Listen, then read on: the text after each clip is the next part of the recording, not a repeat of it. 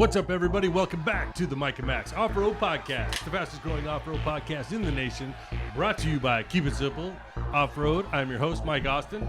And I'm Max Kraus, and we're taking you from the garage to the Go Devil Run. What? Ooh. What'd you say, boy? If nobody knows what that is, that's where we take a whole bunch of pieces of shit, old Jeeps, and try to force them 165 miles on dirt road, over the mountains and through the woods, up to Grandma's house. And? Dude, they had to be forced. They had to be beat into submission. Right. Damn. Any updates since yesterday? No. 2 days ago. Oh, was it 2? It's been 2 days. Damn. Oh. What? No. You had to go get something from Steve. Links? Did you get them?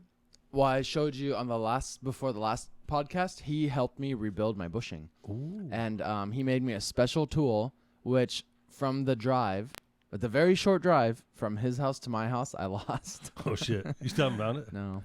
I'm so... I wonder if when you empty your truck later tonight, if you'll find it. Yeah, I'm hopeful. Because I'm 99% confident I took the tool, which is just a socket that fits over my that metal center ball of my like Johnny joint style joint, but they ground it down. It had to be a 12-point socket, fit as snug as possible, and then they ground it down to almost the 12 points from the outside in. Did he turn it on a lathe or something? No, he said they did it with a grinder. I asked the same thing. But so it's like a special socket that he took a lot of time to make, and it like 5 minutes. Of me owning it, I lost it.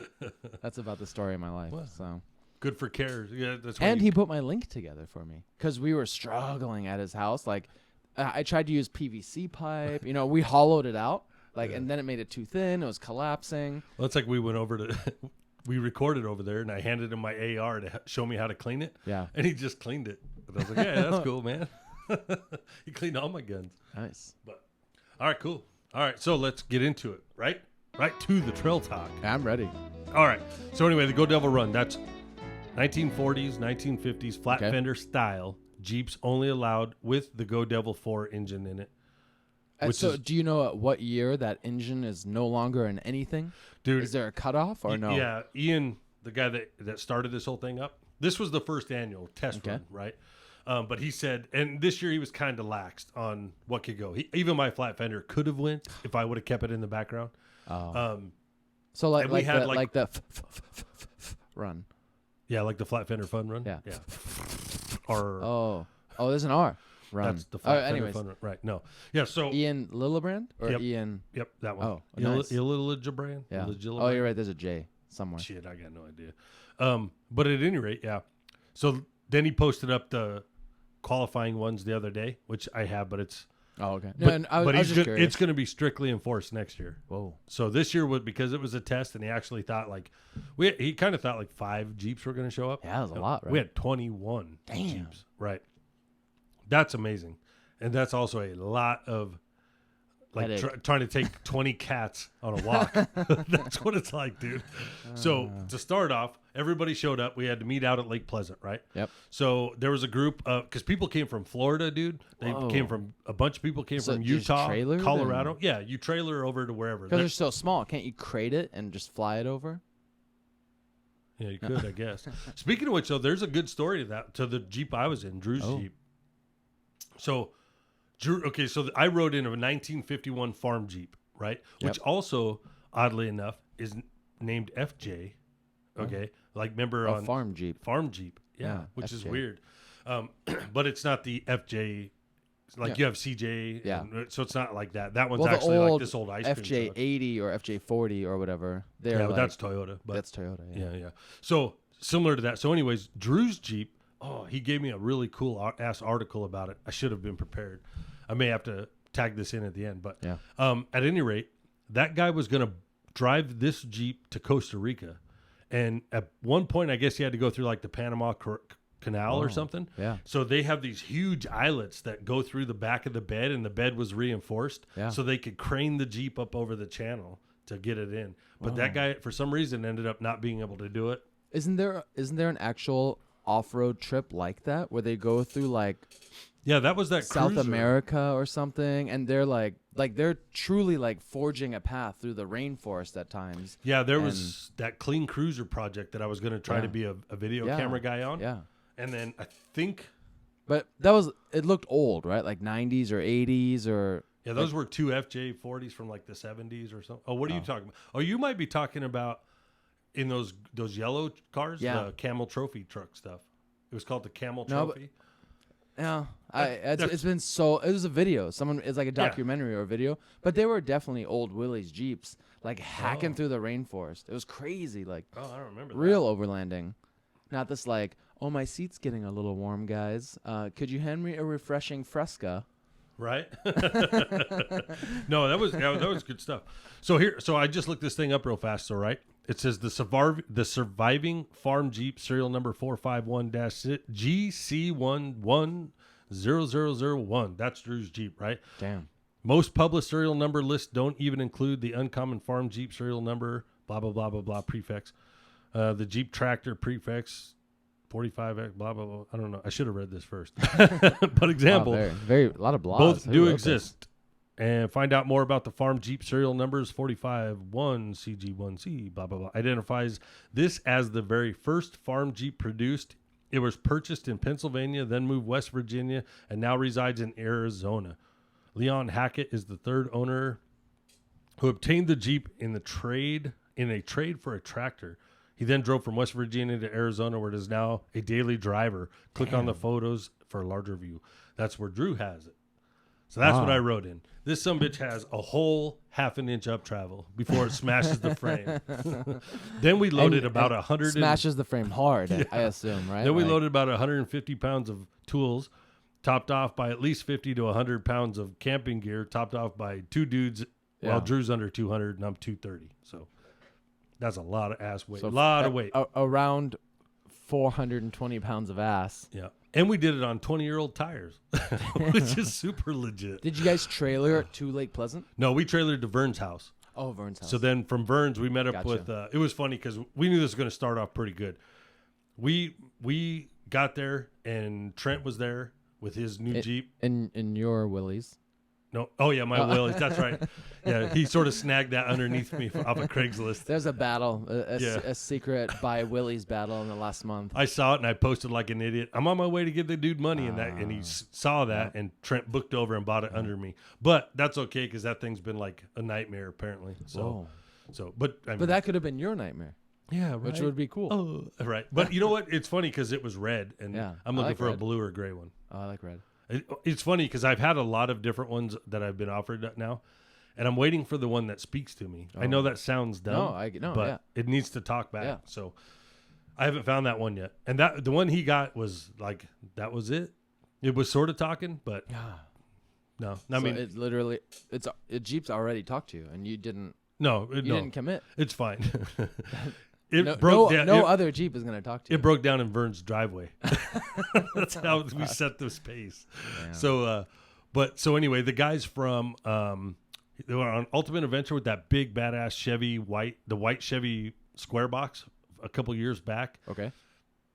Oh man, not the ORD one. That one's like tan. No, he was an invited reader off the Ultimate Adventure. A white one. It's like all patinaed out, and he came from Florida. It's those guys.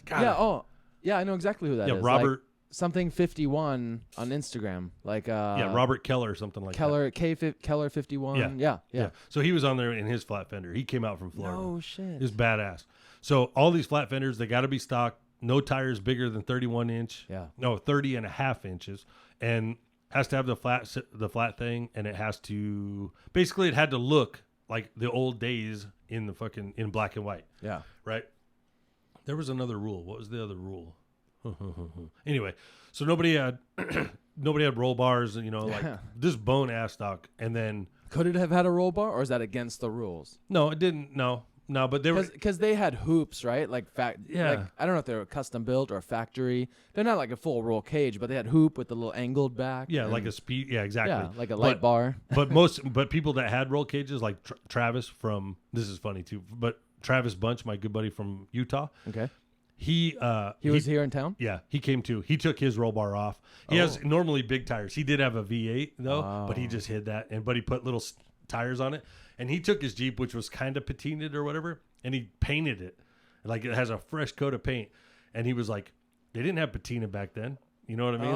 I was like, good point, dude. So, and he even did like, he dropped a tailgate and built a wooden box, like handmade wooden box out of the back for like extension and stuff. Nice. And then a lot of people. Toolbox, or what do you mean extension? Well, to bring it out, just a wooden crate so he could use the tailgate area too. It was really clever.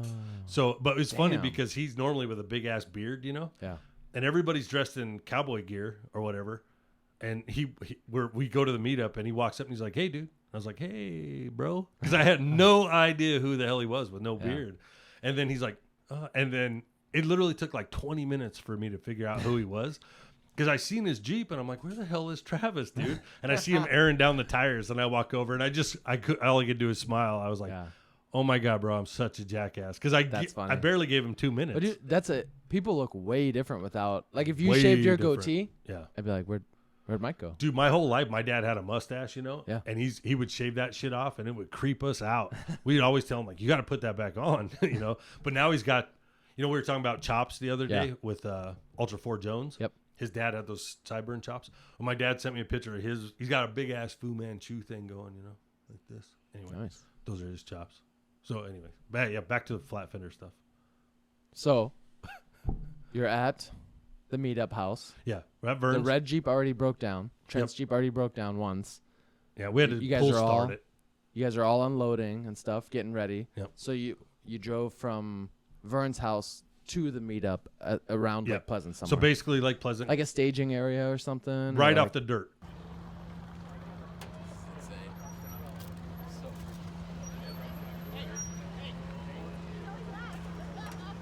So we head out there as soon as we hit the dirt. Where everyone meets up. Yeah, that's where the staging meetup was. Everybody pulled up in there. Ended up being 21 Jeeps. So no one knew who all was coming? No. I mean, yeah, exactly. Not everybody knew everybody yet. Wow.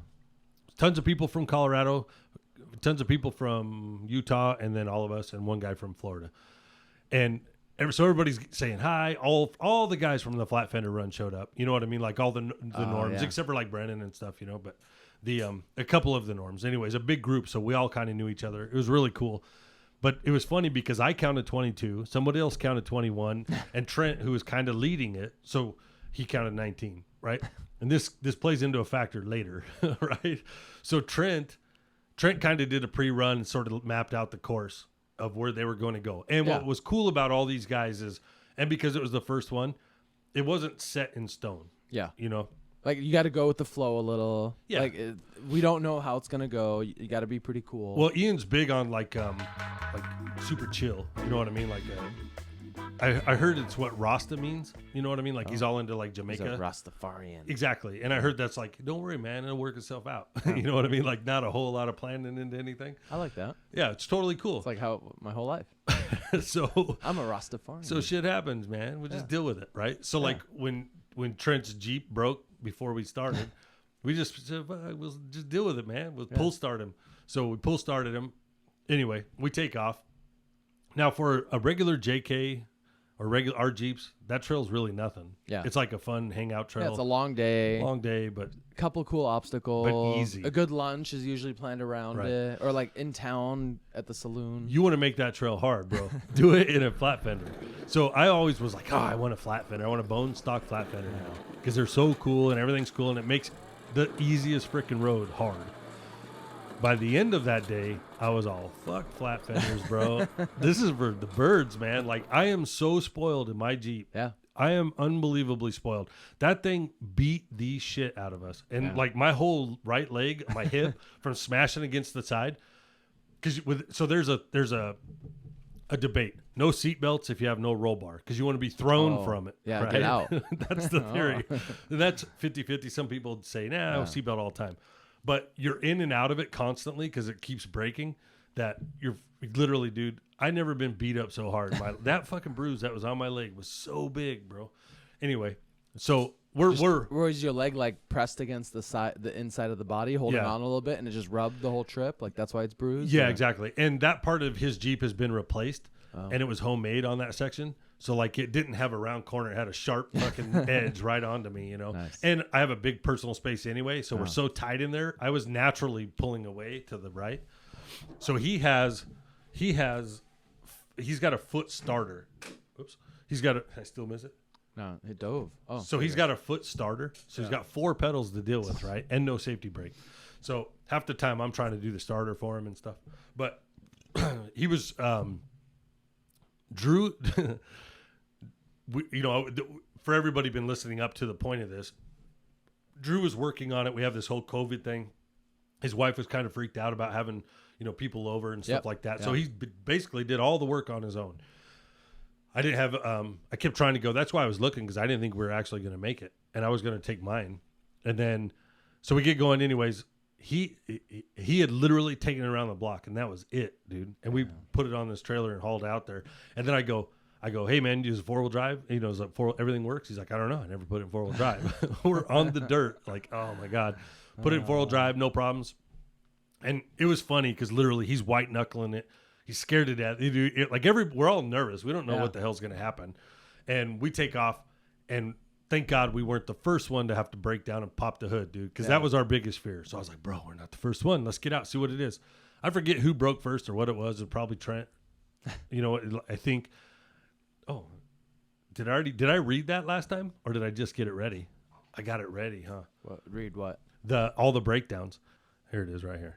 So, so I don't know the exact order or who broke down first, but it was, let's hear, tons of overheating and vapor locking. Is it just vapor locking? Yeah. Yep. Got any clothespins? Isn't that how they... Everywhere, bro. Because it was like 106, fucking 2-3 feet. People were vapor locking, breaking down. Brian Crofts lost a coil and an oil line. Maybe I did read this. Art Croft, as his dad, lost a tire, lost a plug wire, carb idle, circuit, maybe plugged. Broken motor mounts on Ian's. Trent lost a starter and a tire. Starts his Jeep. It's his Jeep when it don't work. Yeah, the wiring guy started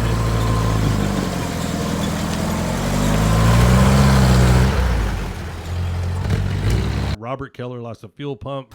We overcame the kneeling seats running the carburetor. I'd say shut the hoods. Is that good? That vice grip is good? That is awesome. All right, let's see.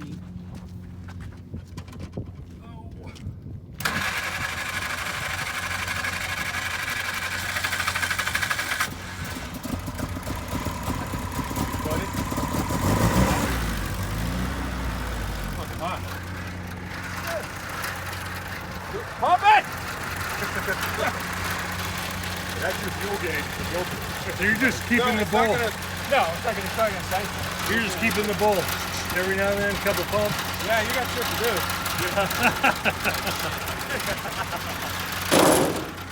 do. Vern laid it over on its side. Damn.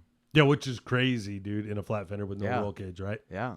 Well, I think anything laying to the side is not ideal. No, not at all. But that was definitely a scary moment. And he did it on the craziest, hardest part. Especially if you lay a pancake on its side. Right. It's like, well, let's try to stand a pancake on its edge. Yeah. So he lucked out there. Eric Falar, he had charging problems because he's running an 8-volt battery with a 6-volt system. Yep. Max Holmes lost a front pinion bearing and then a clutch. Cole had no issues. He was a good one. Mike Dora, nobody knows if he had an issue. Andy had a wheel bearing go bad. Drew, that's us. We had tons of fuel problems, which I'll get into in a minute because we ended up having to jerry rig some stuff. Let's see here. Gregory was running very rich and ran out of fuel. He was in the funny fender, the yellow one. Travis Bunch, he had no problems. But yeah, I don't know if he drove here or not, but he might have drove his flat fender here from Moab. Damn. Because I didn't see him going back. And at one point, he had to. We needed a V8 to pull one of the guys up to the top, and he was real worried about breaking the drivetrain, so we ended up not doing it.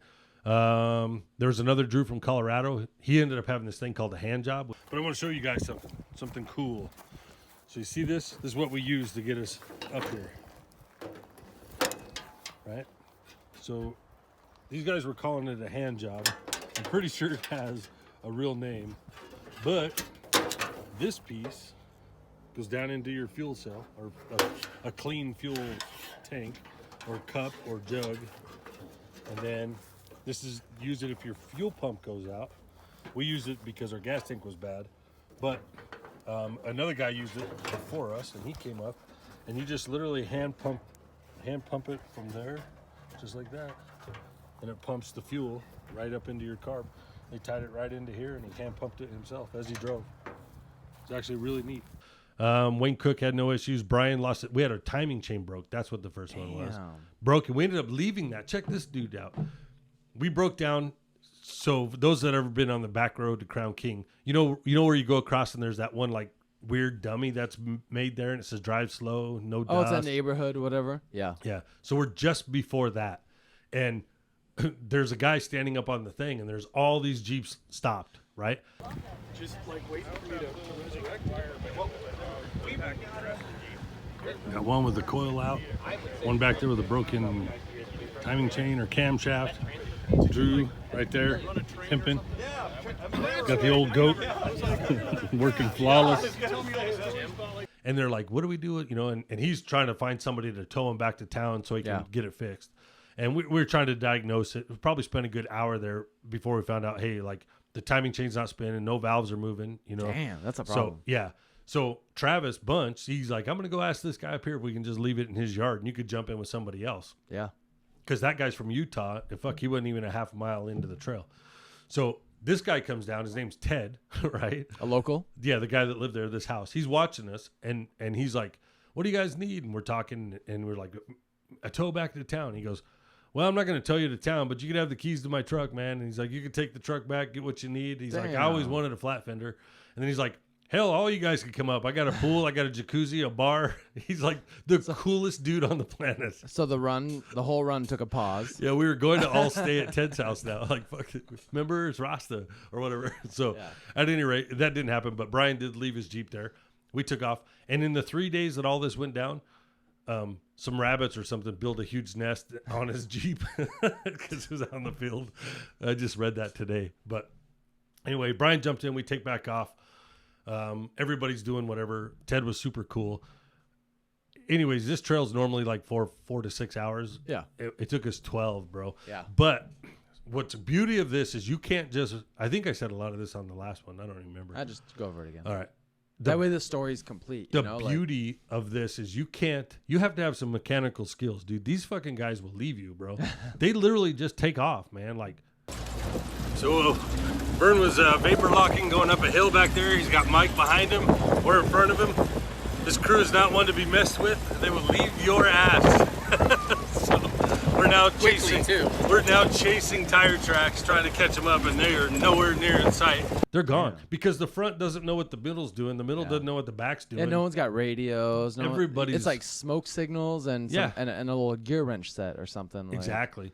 So we're working it. And at one point, you know, we're going up, and Drew and I were having so many fuel issues, dude. That thing would just stall, going on big crazy hill climbs, just die. We'd have to get out. We were changing filters like crazy, and blowing the old filter out, trying to clean it up, and then put them on the side. And then we ended up blowing backwards into the gas tank. There was something loose in the gas tank that about every 200 feet would clog that gas tank. Oh, 200 feet, dude. This is how fast it happened.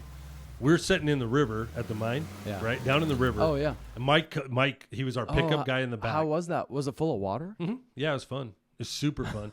So, and that guy's super cool too. Yeah. Once all this went down, he let us cut through his property because we had to go back and get Vern. So, because nobody even. So check this out. So Vern stayed with Brian to drop off with Ted, and they figured out what to do with Brian. They actually took apart his front end and found that he had a broken timing chain before they jumped in with the pack. The rest of the group took off. We just left him. So I didn't know this, but we're on that big ass, really hard obstacle on the right hand side, which is crazy dug out right now. Yeah, just eroded from rain. At least it felt really big in flat fenders. So we're sitting there. We had Ryan Miller. He ended up breaking his clutch linkage. And they're using safety wire, and they built the clutch linkage all tied back together. It was super awesome. And then so he's down there. Everybody gets up the hill. Vern and Mike are coming to catch us. So they're hauling ass. But instead of waiting for them, I actually didn't see them, but a handful of people did see them. Instead of waiting for them, we just fucking took off. You know what I mean? Like, kept going. Well, you got a long day ahead of you. Yeah, we're barely even into it, right? We take off. Vern ends up climbing that hard obstacle on his own. That's when he lays it over. But they didn't catch us. Mike, once they got, Vern squared away and the Jeep sort of setting there or whatever, Mike took off. So it's just him and Mike at the end, 2 Jeeps. Yeah. By the time he caught us, we were at the mine, dude. That's how far ahead we left him. Yeah. And then they come to the mine. Do you think the mine is halfway or no? Dude, it's a long way away. Oh, yeah, maybe halfway. The half of the trail, Yeah. like roughly. Yeah, and I think the whole trail is like 36 miles. Yeah. Something like that. But so it took forever to get back. So Mike pulls up and he yells at me because I'm standing there trying to take pictures. And he's like, dude, come back. We need a winch and we got to get him fixed or whatever. Yeah. And anyway, so that happened. He says, I need able bodies. We need at least one winch. So they turn around. The farmer or the miner lets us go onto his property to do a U-turn instead of turn around in the river. By the time, so Vernon or did someone like run up to you guys or how? Like, yeah, Mike did. He pulled up and I saw gotcha. him coming, and we're like, oh hey, it's Mike, because we knew that they were behind us. You know, Yeah. I didn't know that they were gotcha. at that thing. So, anyways, he comes up, he hollers at us. I grab a few people. There's like 5 or 6 of us. We all turn around to go back and get him, and they're on the way back. On the way back, fucking. We ended up we had to blow the gas tank out like 6 times, right?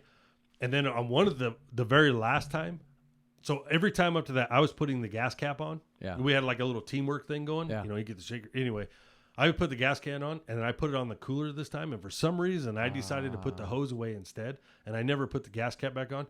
So we go over a few mountains and stop, and Drew gets out, and he goes, oh, it's clogged up again. And he goes, oh, shit, we lost the gas cap. And immediately I knew where it was because I left the fucker off. So I just started hiking back, right? That thing was like 3/4 of a mile back there over like 3 mountains, dude. And I was now hell bent to get that stupid gas cap. But I hiked and hiked and hiked and hiked. And by the time I got back there, I get back to Drew, and I was hoping the whole thing was running again. And he was like, this isn't going to work. Like we can't do this. And this is the closest we came to throwing in the fucking towel, right? We're like, dude, this is kicking our ass, and we ain't even halfway. Yeah. Right? He is beating the shit Oh, out if of you us. can't drive it, I mean, that's a problem. It was horrible. So we go, dude, let's just fucking rig it into our extra gas tank, Yeah. the gas can, like on roadkill. So we ended up doing that. Gas tank is just filled with debris still from the rust. It's broken loose, so we're roadkilling this straight in here with the hand pump. Filter goes down to another filter, to the fuel pump, to some other stuff over here. Finally to the engine, hopefully. Problems solved. Then no issues after that, except for the capacity of fuel. Yeah, we didn't running have. out. Yeah.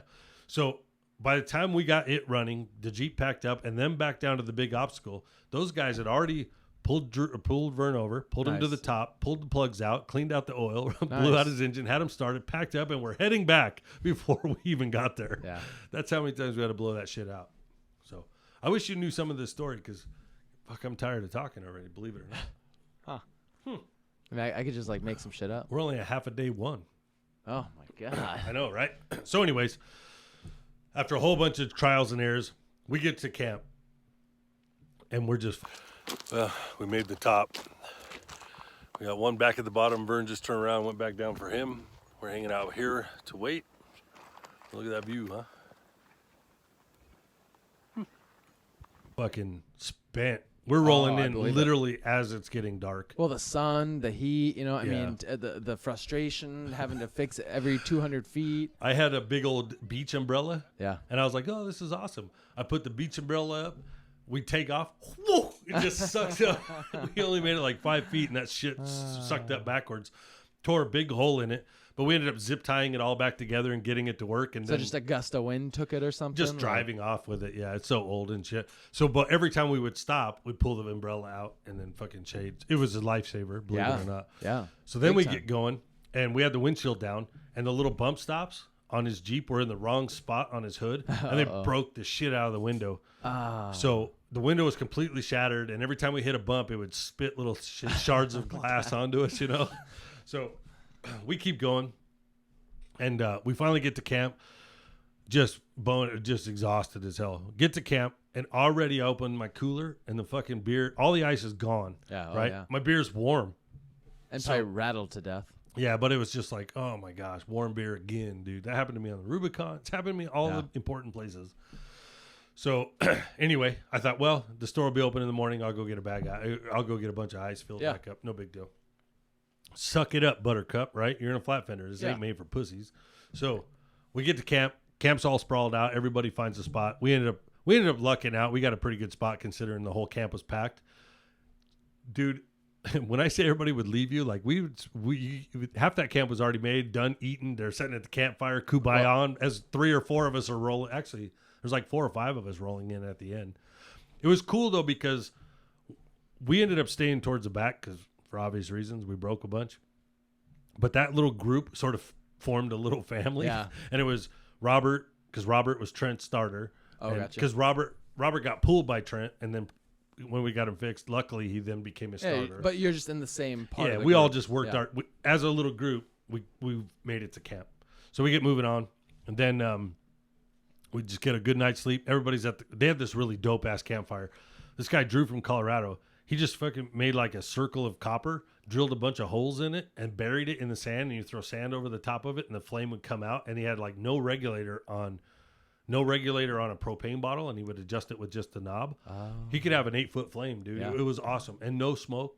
It was beautiful. Damn. It was awesome and totally legit because it was on a stove. It was like on the bottle, so it was really cool. We had a big ass circle, dude. And then let's see here, what else?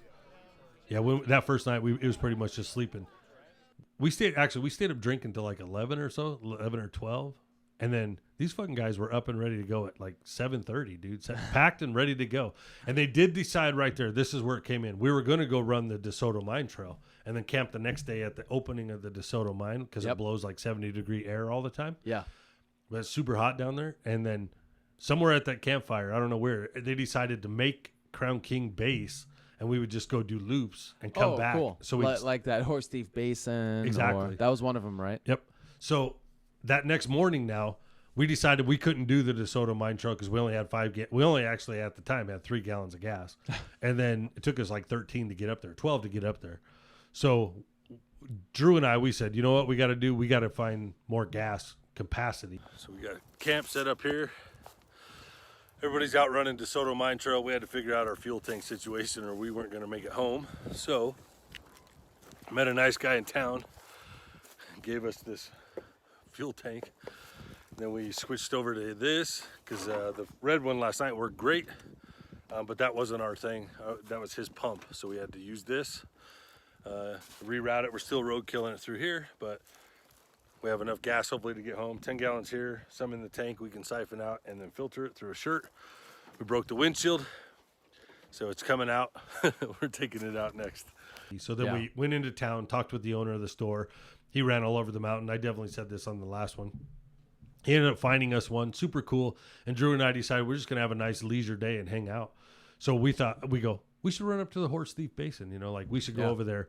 And then the camp was so perfect. The weather was perfect. We never left. We just took naps, dude, and fucking hung out at camp. So it was that exhausting dude. That first day really kicked your ass. Totally kicked my like I believe it. I rolled out my bedroll on some pine trees in the shade, because I should have brought the hammock, but I rolled it out. And it weighs nothing. Dude, it was like 4 or 5 hours later, man, I wake up. I was like, dude, I was zonked out, And I wake out and Drew's listening to some kumbaya shit over at the tent. But he's in his own zone. He's like, he's got his feet up. He's eating some chips. Oh, yeah. I was like, let's go get some ice cream, dude. So we went into town. Grabbed some ice cream. I think we got some. Oh yeah, we grabbed a burger and shit. And as we were in there, we ran into some of the group, and we were gonna get some beers they had the saloon, but for outside beers. But fucking line was like 30 people deep. Damn. So I was like, all locals or people visiting and stuff? Visiting, yeah. A lot of side-by-sides, and people were coming up on Saturdays. So I was like, we got beer at camp, But they would only give me 1 bag of ice. Yeah. And I was like, damn. Yeah. So my beer was mildly cold. Well, because if it's already warm, the ice if you don't have enough, it's going to melt first. And it didn't even cover the beers. I was like, fuck, that's not enough ice. It was like a 2.5 pound bag. It was horrible. So I eventually got over it. Went over to Vern and I was like eyeballing his super cold beers. Yeah. And he hands me one. He like shakes the frost off the side. He's got one of those fridge freezer things. So I just ordered one of them, dude. No That's more awesome. fucking cold beer. No more warm beer for this cat. So what size did you get? I went with the 40 liter. 40. Is it quart or liter? Liter. L's. Liter. Yeah. Okay. 40 quart. Shit, I don't know. It's probably it's 40. Close to the same. However it's they measure 40. them, it's a 40. The size is a 40. Yeah. What is it? No, I ended up going with the Angle. Angle. Because they're the original people that have the patent on it. Okay. So I did a bunch of research between like the ARB and this, and a lot of guys said the newer ARBs aren't quite as stout as they used to be. You know, a little bit light. They're lighter, but I've seen like Vern and Trent both have them, and they're beat to shit. One of them, the lid barely puts on, and that stuff is still crazy cold. And the beauty of it is as you take one out, you can add. Where when you have ice, you add warm, and it just melts the ice. So you just feed it the whole time, you know. Sounds good. And no more I had made breakfast burritos, and they were so freaking soggy. I had to drop the eggs out of it and throw the tortillas out. It was just a nightmare, dude. So is that already here? No, it'll be here Sunday. Nice. Yeah. How, where are you gonna put it in your Jeep? I'm gonna just cut out one of the toolboxes and make it set down there. Oh, so you're gonna have to custom integrate it and sink it down, maybe a slide out or something. Yeah, I want to rework the whole back end. I love the drawers, but also the drawers cause me to pack a bunch of shit I don't need. Yeah. So I'm gonna try to narrow down my tools, get them a bit better, maybe maybe keep one drawer and then have the cooler on the other. I like the cooler to be accessible if I can. So, and I also want to get rid of one of the totes. There's a lot of reworking I'm ready to do on the Jeep. The Jeep's about to go down for the summer for maintenance, you know. So at any rate, we did all that when we ran into town. Those guys we didn't know it, but they all decided, fuck the soda mine. They're going to go over to the Horseshoe Lake and just drink beer all day. So it was literally like, they said they would do like 3 or 4 miles and just hang out and drink a whole bunch of beer. And then another 3 or 4 miles, drink some more beer. That's so awesome. Because it kicked everybody's ass the first day. So we ended up missing that whole part, but it was all right. Then we came back to the campfire. Everybody's doing their thing. And then it was just like, I have a little clip of the campfire. You know, sometimes you're around it and everybody's sort of just staring at the fire and it's kind of quiet. Was it that propane fire the whole weekend? Yeah. Damn. So, you know, people are just looking at the fire and it's all kind of quiet. You know, chirping. Dude, it was like a rock concert in there. Everybody was talking, telling stories. It was so loud, but awesome. I just sat back and I just listened, and I could hear like 2 or 3 stories at once. And did you get your mandatory story quota out? Oh, of course, of course. Okay. And then you know. He's probably good. That too. Exactly. Well, I asked him if he knew Tara Lynn. Oh, yeah. Carolyn loves dogs. Everybody loves dogs. And she loves wheeling. It's like if you move to Moab, you get a free dog when you move in. She built her own buggy. She's cool. She's my teammate for my Jeep ride. When you got guys that a lot of these guys have wheeled to the extreme, all the way into like race car driver guys or whatever, and back to the simplicity of a flat fender. Yeah.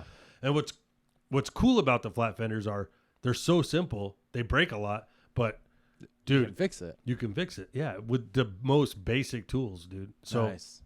What's cool about it, you have all that, and it's like problem solving 101. It's super. I think everybody should do something like this. So by the end of this week on their way back, I'm all right. Oh, I'll get another flat fender. I was over at that first day, but at one point I'm looking at Drew. We had to have a pep talk on that first day. Like, come on, man, we can't throw in the towel, dude. Yep. Then we go. Oh, because how are you gonna get back too? Like, well, yeah, it's because if the Jeep's not running. I mean, you got more issues than wanting to quit. Well, wanting to quit is not the end, you know. When we went back to meet up with Vern, we were close to the front, close to that start, and it was already whooping our ass at that point. And we were just like, dude, we can't fucking bail out. I was like, there's no way we're bailing out. We're gonna force this bitch all the way through this. So then Saturday ended up being a leisure day. Come back fairly early, hang out camp, everybody eats, nice full belly, and just to hang out at the party or at the fire. It was a super fun day. Everybody was cool. Everybody's fixing the little bits, trying to get their shit working. We all intermingled, and it was just a fucking great time. Sunday morning, all right, everybody's packing up. We're going to try to roll out of here, early to beat the heat because we're going back into the heat. So you're just outside of the actual Crown King town. Yep. That's the campsite. Yep. So what's the trail like? Where are you going on Sunday? Just out the front way? Or? So Sundays, back out the easy way towards Bumblebee. Okay. But once we hit Cleator, stop at Cleator. Oh, okay. And we're going to drop in right there into Turkey Creek, Oof. right? And start working our way back that way. So before we get to that, we're all packed up. Drew, on Saturday, Drew's like, let's get rid of this fucking window. So we're loaded up.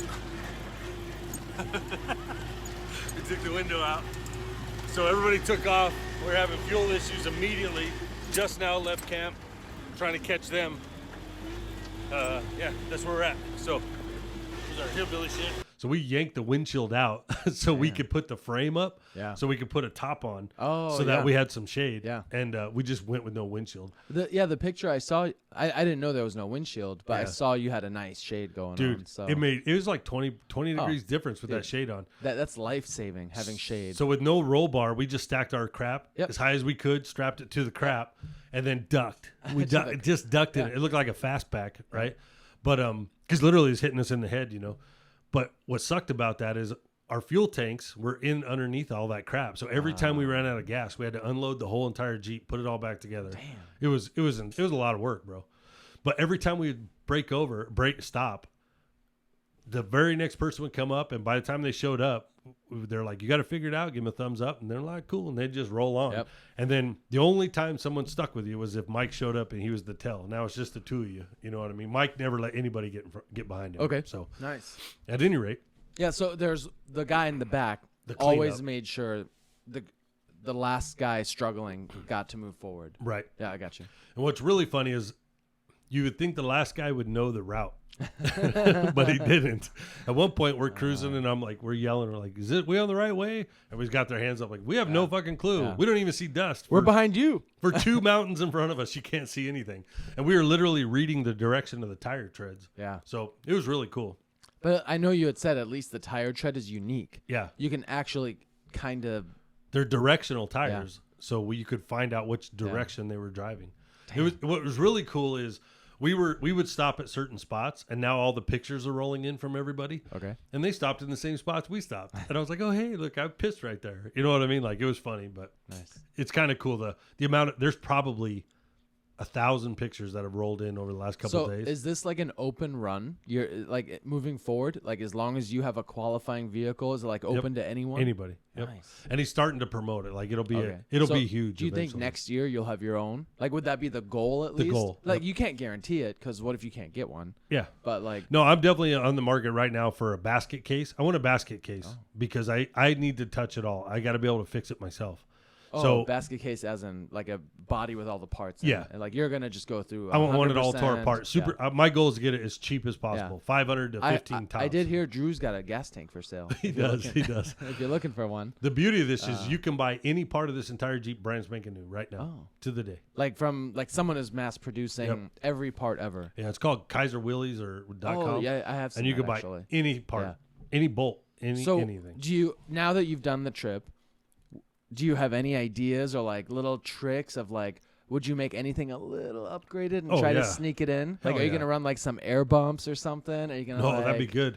Yeah. Well, Brian Miller had a lot of illegal stuff on Oh. his Jeep. He did a lot of crap to it, so I'm going to copy a lot of that stuff. But he had actually a nice suspension going, you know. So how did he do that? Just like upgraded shocks? Or Yeah, like, a it's little still bit- spring and shock. A little longer shackle, a little, a Okay, better okay. shock, Oh, because it's leaf sprung in the front and rear. Yeah, and he was talking about something he did that I don't remember, like Okay. because it's hard to remember anything. Yeah. But I would call him and be like, "Okay, what did you do?" You know what I Nice. mean? So my goal is if I can find one and say in the next couple of 3-4 months, and then give me Yeah. 5 or 6 months to build Yeah. it. But I want to touch it. It needs all. to be a locker stalker Yep. where it like looks bone stock, but there's like little upgrades snuck in to just make Yep, it like definitely lockers. reliable, and maybe hopefully a little more comfort. They are shockingly very comfortable Oh. on the little bumps. Oh, Unbelievably. yeah, yeah. But if little you bumps. take a hit, yeah, no, it hits the frame. It hits the frame. Your jaw hits your upper jaw. can you get suspension seats to help you absorb some of it that look like stock seats? I guess you could, but believe it or not, the seats were not an issue in the whole Okay. thing. So suspension is more an issue than Really, like you said, just to try to sneak in a little bit of up Yeah. travel. Yeah. You know what I mean? The whole goal of this is to see how much shit you can hide. yeah. So that's part of the fun, I Nice. guess. You know what I mean? Like I was even thinking of cutting the frame and then bringing it up, but you cut it where you can't tell so that Yeah. you have a little more up travel. You know what I mean? So, Oh, like a body lift ish, but frame. yeah. You could even lift. sneak in a body lift. You know what I mean? Like a little half-inch puck. What if you build like some of your own leaf springs or something that just have a Maybe. little more bow, or you know, like something? I don't know, but it's but you don't want to stand out like a monster next to the next stock guy. well, you next can to only have 30 and a half inch tires. They get a certain set of tires you got to have. Yeah, but if you got 20 inches of belly clearance all of a sudden, I know, right? and some Chevy 63-inch leaf springs, you're like, whatever whoa. Ryan did is probably what I'll do. It's Nice. his Jeep. I thought I looked definitely perfect. send me some photos one day when you, or like tag me in one of his things. I'd like to see what his looks like. He goes out to that Costa Vida meetup when that thing starts up too with it. He took it on the RTI ramp. Damn. Did actually good. But he's got lockers in it and everything. Okay. It's lockers. I could imagine just 2 tires spinning. We didn't all have the time. lockers, and it was crazy, man. Yeah. Like one time in Turkey Creek, we're trying to get over. Drew's he's so mean to anything he drives, dude. He's stuck on a rock. He got the right side, and he's throwing that fucking reverse. Forward, just he's Rip it off the I rock. can make it, and I'm like, dude, just a half a turn, man. You go over the rock. And he ended up having to winch off. But so we ended up. So we're back on day 3, the very beginning. Everybody's packed up. We're all good. We're ready to go. Yeah. Drew and I immediately got up. We fucking got our shit packed. We're ready. We're literally waiting around for everybody else. They're like, Ian would hit the siren, and then that means we're leaving. They all start leaving. We jump in. Fucking thing won't start. We're like, you have got to be kidding me. Then he got it. Did you illegally charge your cell phone all night? Like, what was going on with it? No, like, my cell phone actually, I charged the whole thing on a solar panel the whole week. You got one of those? Huh? Yeah, Drew gave me one. Oh. And it worked really good, except for your phone is in the sun with it, and it would overheat. So catch-22 sort of. But I would hold it out the window while we're driving, you know. Because is the cord that short? Why is it? Yeah, if you had a longer cord, you Yeah. could put it in the shade. But we found if you tucked it under the solar panel, it would actually go longer. Nice. But at any rate, we get ready to take off. We got it to idle, but wouldn't get it to start, drive away. And I tell Travis Bunch, he's the last one in camp. He's like, damn, man. But he's like way laid back. And on his way out, I go, because I was talking with Vern, and we were saying, because we were really worried of not having enough gas to get home, because we didn't have enough fuel capacity to make it home. Okay. So we had, I talked with Vern, and he was like, we think we're going to just head back down the way we know we came and just leave the group.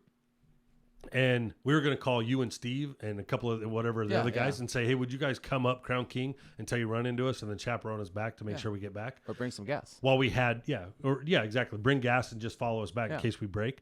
We were about to do that. And then Vern's like, dude, I would come with us. Just, you know what I mean? Like, you have a better chance. Stick with the group.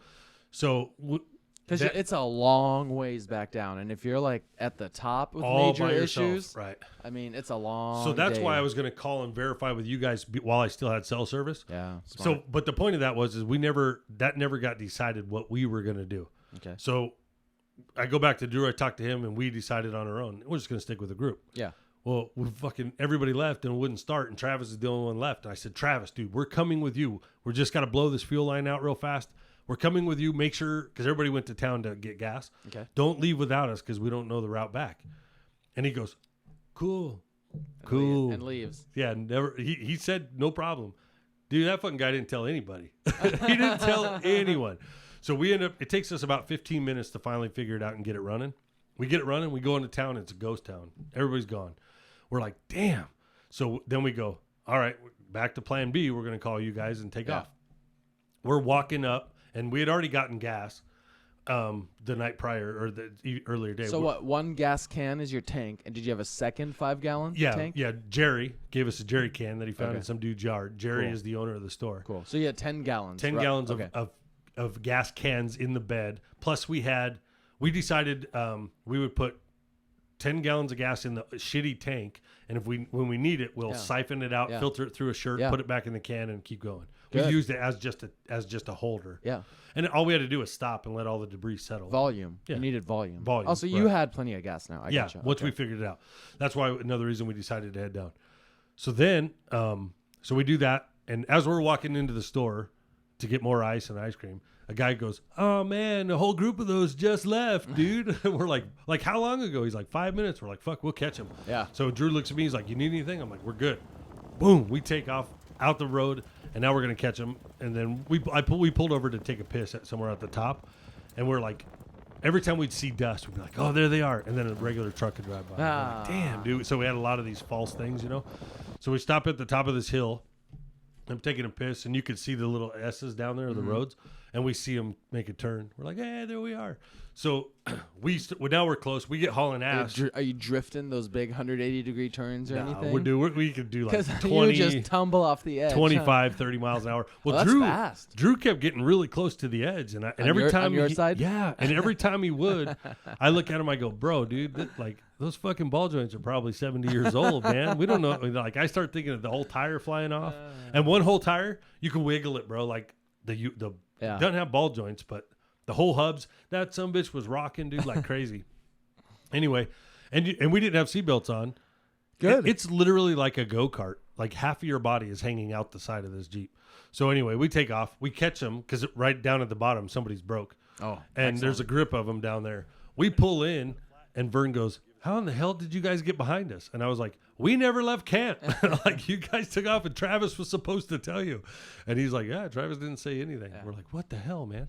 So anyways, we get whoever was broke fixed, get everybody on the run again. We go to Cleater. Cleater was closed. Line them all up. Take a whole bunch of pictures. Nice. We ran into 2 guys into Jeepster buggies down there. Wow. And they knew, they said, we know of a way that would bypass the hardest section of Turkey Creek.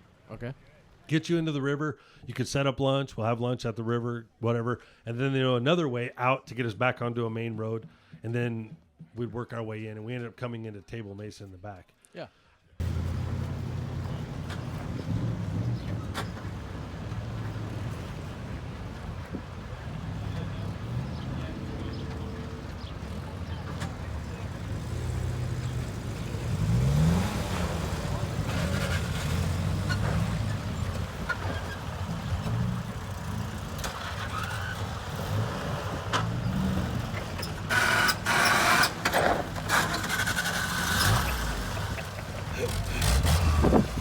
Badass. So we crossed one of the rivers.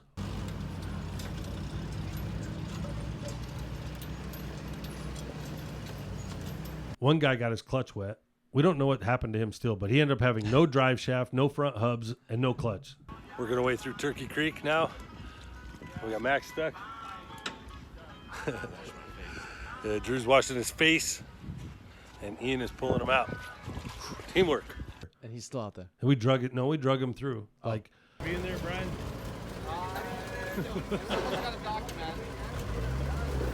I'm about to get wet.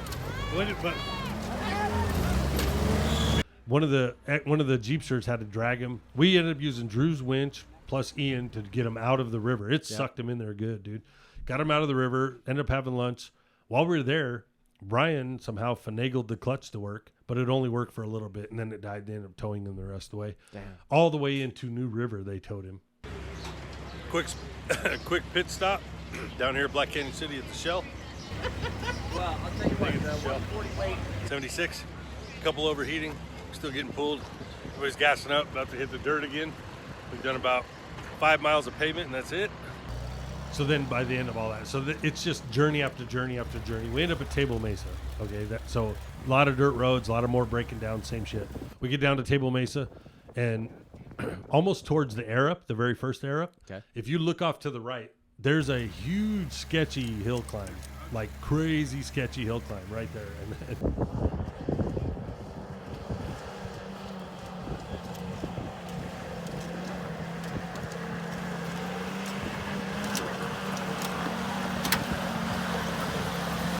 And some of the guys just jumped on I-17 right there and boogied down I-17, right? Because it was kind of ending, and they were just like, yeah, we're heading out this way. Yep.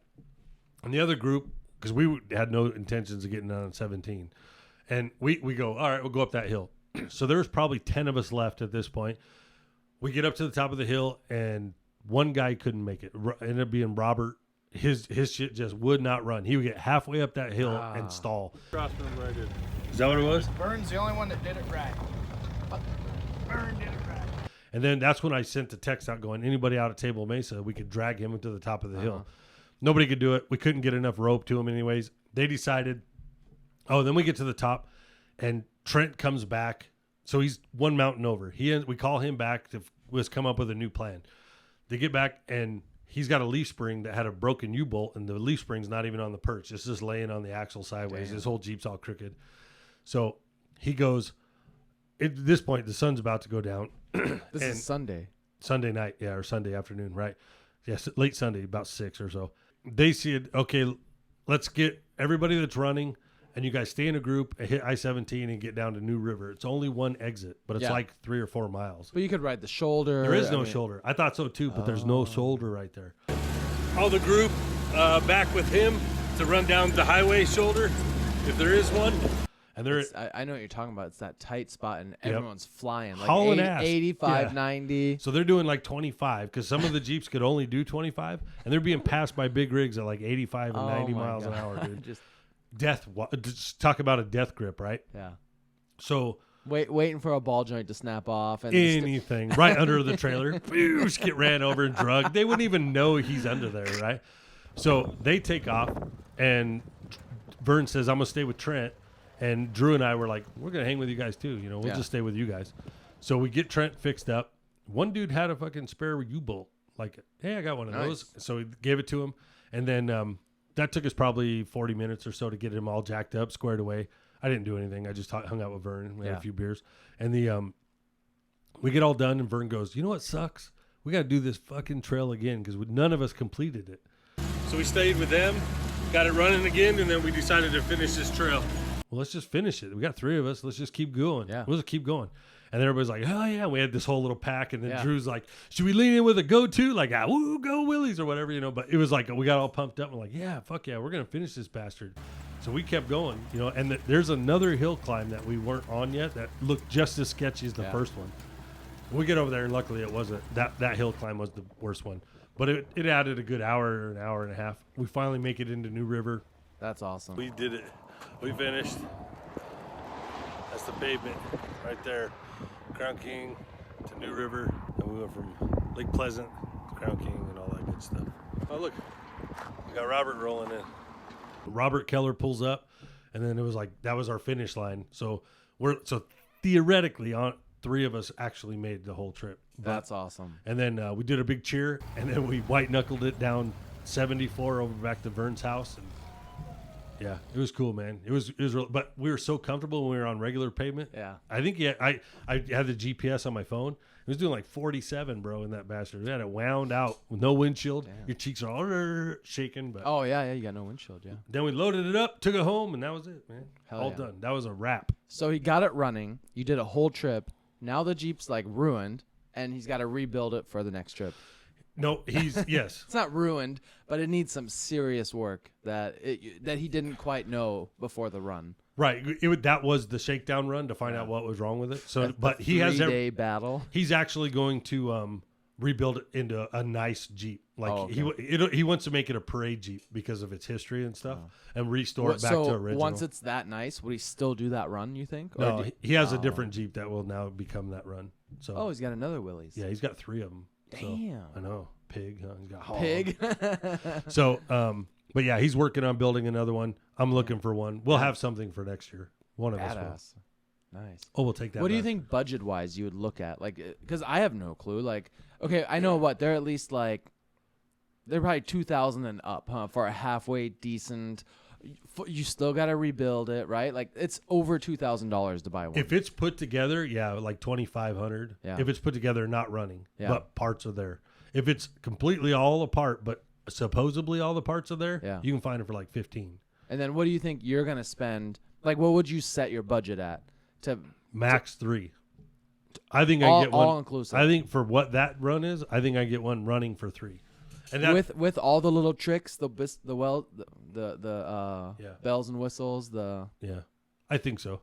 Would you do a little hoop to help you with the shade? Would you kind of like? Yeah. Would you create some comforts in that thing? And like shade is a huge comfort. I mean. Yeah. I don't know. It looks so cool without it. I don't know. I like the look of the slant back top though. Once I saw the, I like it more than the windshield down. Which the windshield down look is cool, but I don't know. Maybe because I'm not as old. When you see the pictures of the black and white, when everybody's converted them to black and white.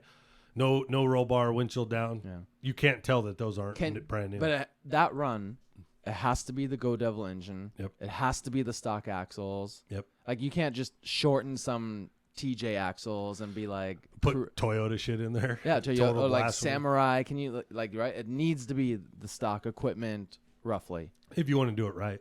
Yeah. That's part of the gig, part of Yeah. the fun. Yeah. No, but I was just curious. You know, like maybe there's a way to make a really nice, reliable one that. Yeah.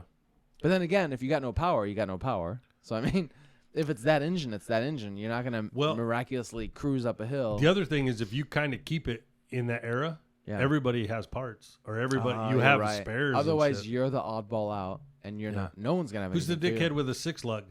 You know what I mean? 6-lug Toyota what about, axle. Could you build some type of doubler transfer case setup? Like they're geared pretty low, dude. Oh, they are. Yeah, and they got a really heavy flywheel on them. Low gearing's not the issue, really. Mm-mm. And they're not really, because if it ran when Drew's ran, that thing would idle at like 300 RPM and just chug right up the hill. And I'd be like, is that high compression in the engine as well? I really don't know. I think it's a heavy flywheel that's keeping it turning. That's what I need. But dude, we just we call it the goat, bro. Yeah, we're just like this thing's a goat. It's badass. When it ran, one of my favorites is that one that you had seen in Moab, that like weird dark rusty red one, but it was all modified to be like a wheeling Willys, you know, like it would not qualify for this run. Yeah, but that's the look I always envision, you know, like it's still the body I think was stock. Yeah. But it's I don't know, who knows what axles. Dude, they have so much personality in them, and they're all so different. Even bone stock, they're so different. And every time you turn, you say, "Oh, look at that!" Oh. When we got back, we said we definitely need to build a hand job. We got to have one of them. Yeah. Now we kind of know. You know, when we were first doing it, we didn't know what was going to break. You don't know anything. We're like, you're gonna have fuel issues, you're gonna have carb issues, and you're gonna have steering issues. You know what I mean? Generally, and maybe so. Like, is that rack and pinion steering? No. It's fucking bell crank.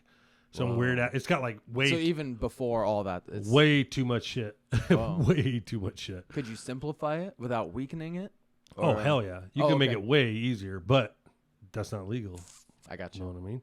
So, but there are certain years that have bigger bell cranks that work better. There's all kinds of little tricks to everything. Okay. So, but the goal is go through the axles, make sure they're all fine and perfect. Don't worry about it. Like Drew's had his engine and drivetrain. The whole drivetrain was done. It was gone through. So what screwed us up was the fuel tank. Fuel delivery was your biggest issue. We didn't get the fuel tank clean. Damn. With the chain and the marbles. Yep.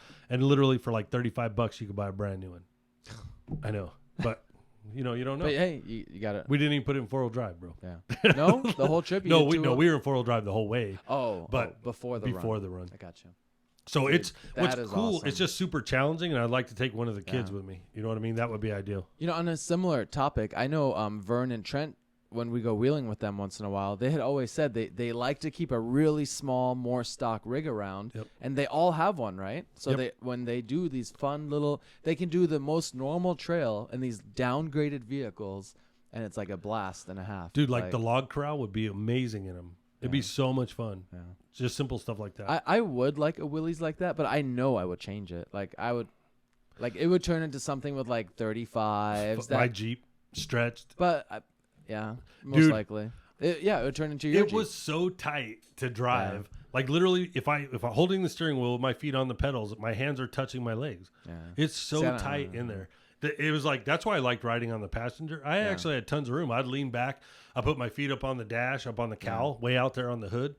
Like it was a good time, man. But what was so cool about it was it literally became a battle between you and machine, and who's going to win? The machine and brake, or are you going to force this where you want it to go? I do have another question. What's all different? Not just roughly, like axles and engine maybe, but what's all different on Brennan Metcalf's Willys that he did Ultimate Adventure in? Because it's not huge, but it's got like big tires. It must have different axles, right? Maybe a little more power. Yeah, he's got a ton of trick stuff on there, but tons. He kept it looking more classic, but way custom. It's actually shorter than a stock one. Wow. He put it next to a stock one. He's like a half an inch lower. I would want like his Jeep on that run, but it obviously is not era correct. He would have to. No, his Jeep would totally fit if he put skinny tires on it. Oh, see, I would want that. Yeah, that'd be ideal. But he has like a custom frame. Oh, he has an engine, but that engine, he's got a 225, I think, Oddfire Buick V6 in it, which came in, or Dauntless. It came in a Jeep originally. Yeah, just not that one. Exactly. It's a later era. Okay. Yeah. So, but aside from that, if But you that would fit look at awesome. pictures, And it's a proven trail rig. You yeah. know, But like, so he did things like the Highline fender, where he raised the yeah. fenders but cut through the hood, yeah. so that it doesn't look the same. But that's how he got to fit the big clown tires, as he says. So Hey, he's on like 38s or 37s. 35s, Oh, 35s.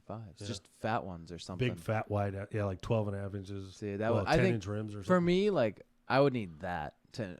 I don't know. Maybe next year, maybe I just need to jump in or something and see. My Jeep would have been awesome to play cleanup because Yeah. they could have helped. Yeah, it you would get have a helped. A bunch. towed. You got a full size winch. I just cannot. So I'm shocked because I thought I was tough Yeah. by doing what I do with no heater, no AC, Uh-huh. and driving in that Willys. No way. You dude. still have a lot of the comfort creatures. tons. Just of, not all of them. Yeah, exactly. Like the difference between my Jeep and your Jeep, and then that's the same difference between the flat fender and my Jeep. Yeah. It's that much difference. Damn. So, but yeah, it's a hell of a time. And it was cool because it's almost like when you ever been on any corporate gig where you go and do a bonding experience for like a week. It was very bonding. It was crazy. Nice. Hell yeah. I think you make could some sell good, it. You make some good friends, some real like The best friend, seriously. Yeah. Like it's weird. damn. Yeah. That's why the flat fender run's so cool. Yeah. And this is just like another flat fender run. And then on top of it, this whole group, dude, like there's nobody's pissy, nobody's angry. Everybody just laughs and just deals with it. Nobody gets mad when somebody breaks down and somebody Yeah. has to stop. No one Nobody cares. cares about the heat. No one cares. Nobody cares about anything, Yeah. bro. And that's how it is on all the flat fender runs. And it's a weird group. Not a weird group. It's just a good old fashioned group. Yeah. And like there's tons of them. There's the fall color tour. There's the mediocre tour or mediocre adventure. So if you're looking nationwide, there's a ton Everywhere. of flat fender events. This was literally an ultimate adventure with flat fenders. Damn. Because Yeah. because I had to ask Trent and Vern. I'm like, is this? Because it was at one point, everybody would just leave your ass, and it almost got a not frustrating, but you were like, that's not how we normally do this. You know what I mean? But you're going with the flow, and that's when we got at one point we got back in the Jeep with Drew, and I said, we got to have our shit together because we're on our own. Yeah. You know what I mean? Like nobody's gonna baby us or there's no Yeah. coddling through this. You better start. We got to figure this shit out. And he was like, I agree, bro. And then in the beginning, it made you a little nervous, but then it became because I'm not familiar with this Jeep. Yeah. But I'm like, I told him, I was like, between the two of us, we got enough mechanical skills to fix anything on this bastard. Even if we got to yank the engine out, we'll pull the body off and fix it. You know what I mean? Like we're gonna fix this son of a bitch. That's awesome. So we both, when we got done, we were like, we got to pack lighter no matter what. Pack shit to make it accessible is ideal because every time to unload the whole Jeep just to get to a tool, and it never failed. What we needed was in the bottom, in the middle. Of course. Every time. So, yeah, it was a great time. Great time. I suggest anybody to do it. Just don't hog all the flat fenders. Some of those guys got 20 flat fenders, man. And on that note, folks, thanks for listening and watching. Go like, subscribe, follow, and share with a friend. Nice. Just in case we didn't do that. Hey, and in case, make a friend and then share with a friend. Right. Right. Some people don't have friends. Peace out. What are you going to do? Later.